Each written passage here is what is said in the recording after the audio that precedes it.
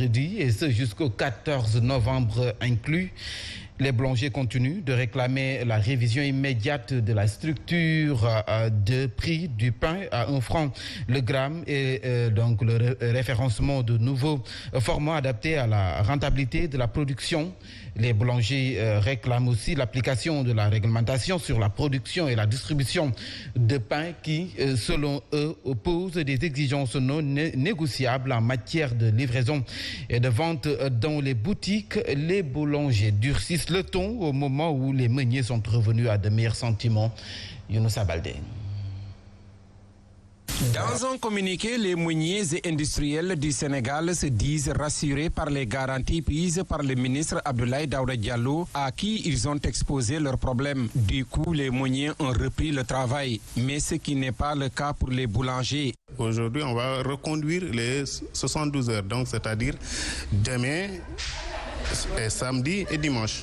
Vous savez, on s'est rencontrés au ministère des Finances. Vraiment, cette fois-ci, les boulangers n'ont pas jugé nécessaire de mettre fin au mot d'ordre.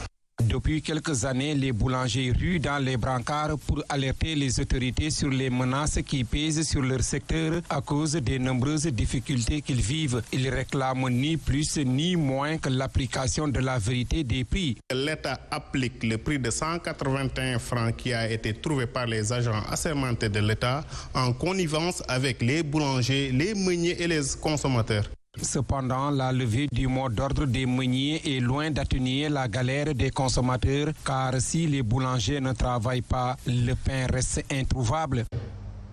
Younoussa Baldé, nous reparlons de l'escalade de la violence notée ces derniers jours. L'Association nationale des imams et oulémas du Sénégal donne de la voix.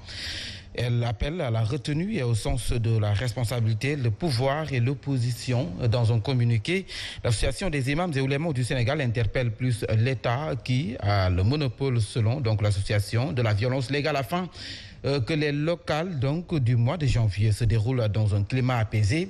Et c'est pour lutter contre la violence que le cadre unitaire de l'islam au Sénégal, une autre organisation, compte proposer aux politiques une charte de non-violence. Mohamed Diop. Ce mercredi, plusieurs opposants politiques ont décidé de soutenir le maire de Mermoz-Sacré-Cœur en l'accompagnant déféré à sa convocation. Malheureusement, ils ont été éconduits après le renvoi de l'affaire au début du mois de décembre prochain. Des scènes de violence ont tout de même éclaté, poussant l'association des imams et oulémas du Sénégal et le cadre unitaire de l'islam à reprendre leur bâton de pèlerin et à jouer au médiateur et à l'apaisement. Constatant des appels à l'insurrection et d'autres actes pouvant semer le désordre dans le pays, l'association nationale des imams et oulémas du Sénégal, à travers son bureau exécutif, a lancé un appel solennel aux partis au pouvoir, comme à l'opposition, à la retenue, au calme et au sens de responsabilité. Ils interpellent surtout l'État qui a le monopole de la violence légale et qui est le garant de la sécurité de tous les citoyens à faire preuve de responsabilité, de dépassement et à pacifier l'espace politique pour que les élections territoriales du mois de janvier se passent dans le calme et la transparence. Le cadre unitaire de l'islam, lui, veut faire signer aux hommes politiques une charte de non-violence dans la scène politique en vue des élections locales pour dire que ces associations condamnent ces scènes de violence et invitent les acteurs à tirer les leçons des événements du mois de mars dernier. Et nous parlons toujours politique après l'introduction de recours en annulation des foreclosions des listes déposées par l'opposition. Il a été constaté que la justice a tranché en faveur des mandataires des opposants au régime en place. Une posture à saluer selon un chef de parti de la coalition Benno Bokk Yakaar qui dit donc voir en cette décision de justice une séparation des pouvoirs. Il a également invité à l'apaisement du climat politique à l'UNCAN. Des listes forecloses puis validées par les autorités préfectorales, Cheikh Ibrahima Diallo du parti Justice et Développement salue la maturité de la justice sénégalaise qui a su marquer sa séparation de l'exécutif.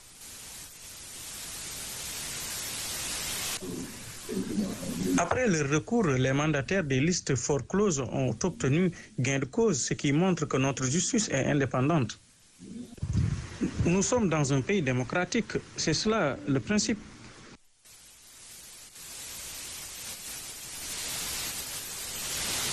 Il invite à l'apaisement politique, quel que soit le choix des populations. Que les gens, surtout les acteurs politiques, respectent le choix des... Toutes nos excuses pour la qualité sonore de l'élément. Nous allons y revenir à 8h pour le tour en Wolof. Et puis, retenez que la Cour d'appel de Saint-Louis a déclaré ce jeudi recevable la liste de la coalition Yewwi Askan Wi pour la commune de Saint-Louis et celle du département Ababacar Abba Mbaye, à qui le drapeau de cette grande alliance de l'opposition a été confié, compétira avec les insignes du PUR, du PASTEF, de Taxawu Dakar, mais aussi du FSD/BJ, qui lui, au plan local, votera pour le professeur Mary Teuw Niane. Des retrouvailles entre les différentes mouvances de l'opposition pour faire face à Mansour Faye et l'APR à Saint-Louis. Nous y reviendrons avec Babacar Niang, mais retenez également que la Cour d'appel tranche en faveur de la coalition Yewwi Askan Wi à Pikine. Elle a annulé la décision du préfet de Pikine. Convocation de Barthélémy Diaz, le président du parti FDS, Force démocratique du Sénégal, soutient le maire de Mermoz Sacré-Cœur. Face à la presse, Dr Babacar Diop a prévenu que la coalition Yewwi Askan Wi sera mobilisée pour protéger son candidat à la mairie de Dakar.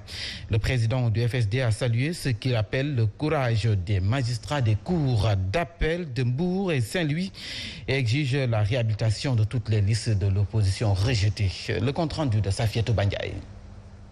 Le leader des forces démocratiques du Sénégal, les Guelwaars, avertit le président Macky Sall. La coalition Yewwi Askan Wi fera tout son possible pour protéger son candidat à la mairie de Dakar.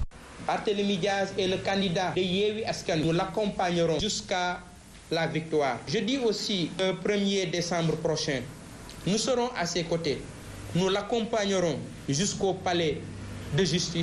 Docteur Babacar Diop prévient toutefois, sans la validation de toutes les listes de l'opposition, il n'y aura pas d'élection ce 23 janvier 2022. Nous demandons aux magistrats de notre pays d'assumer leurs responsabilités devant le tribunal de l'histoire en validant toutes les listes de toutes les coalitions de l'opposition. Nous témoignons notre solidarité à notre frère Bougane Gueye Dany. Il est victime d'une injustice. Le leader du FDS, les Guelwaars, qui a toutefois salué le courage des magistrats de la Cour d'appel de Mbour et de Saint-Louis qui ont réhabilité les listes de l'opposition, a par ailleurs dénoncé ce qu'il considère comme un discours de soumission et de honte de Yankoba Diattara, qui a tout simplement porté atteinte à la dignité de la région de Thiès. Merci à vous, Safietou Ba. À présent, à Somone, c'est pour parler de cette rencontre de 2 jours initiée par la Convention des jeunes reporters du Sénégal en collaboration avec le ministère du Travail. Une rencontre qui vise à capaciter des professionnels des médias sur le cadre promotionnel du dialogue social et des négociations collectives dans le secteur de la presse. À ce propos, suivons les explications de Migui Maram Ndiaye, vice-président de la Convention des jeunes reporters du Sénégal. Permettre aux reporters qui sont venus de Dakar, de Thiès, de mieux savoir le contenu, par exemple, du code de la presse, mais également de la convention collective, mais également de revenir surtout sur les négociations collectives qui ont existé donc depuis quelque temps entre les acteurs. C'est pour mieux outiller les reporters, pas d'entrer en bras de fer avec les patrons de presse, mais pour au moins savoir les droits, mais également s'acquitter de leurs devoirs convenablement. Donc c'est ça le but de cette collaboration et nous comptons avec notre partenaire multiplier également ces actions, aller à l'intérieur du pays, aller à la rencontre des correspondants pour mieux savoir les conditions dans lesquelles ils vivent, dans les conditions dans lesquelles ils travaillent.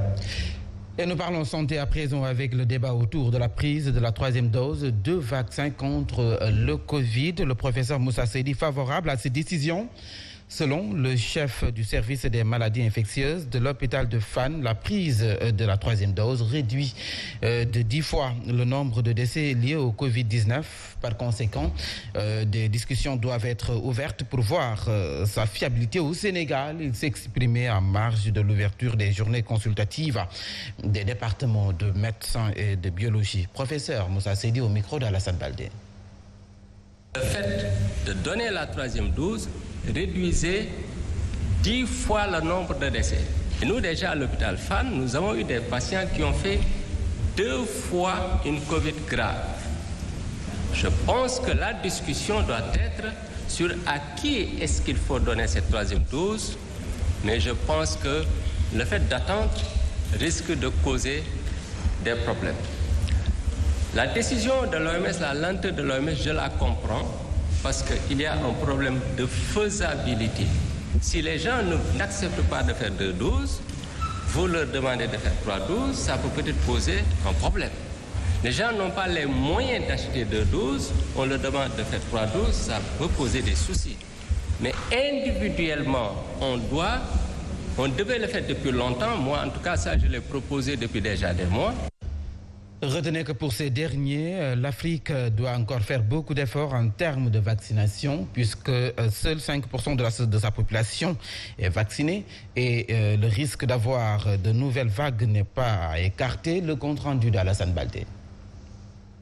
Aussi longtemps encore, le Sénégal devra faire avec la Covid-19. C'est du moins l'avis de plusieurs spécialistes de la santé. Le professeur Souleymane Mboup, tout comme le professeur Moussa Seydi et le professeur Amadou Alpha Sall, qui animaient un débat autour de la question, ont tenu à rappeler aux Sénégalais que la Covid est encore là. C'est pour cela que je salue le fait que le président de la République ait accepté d'aider l'Institut Pasteur à installer, peut-être très bientôt, une unité qui permettra de produire le vaccin contre la Covid-19.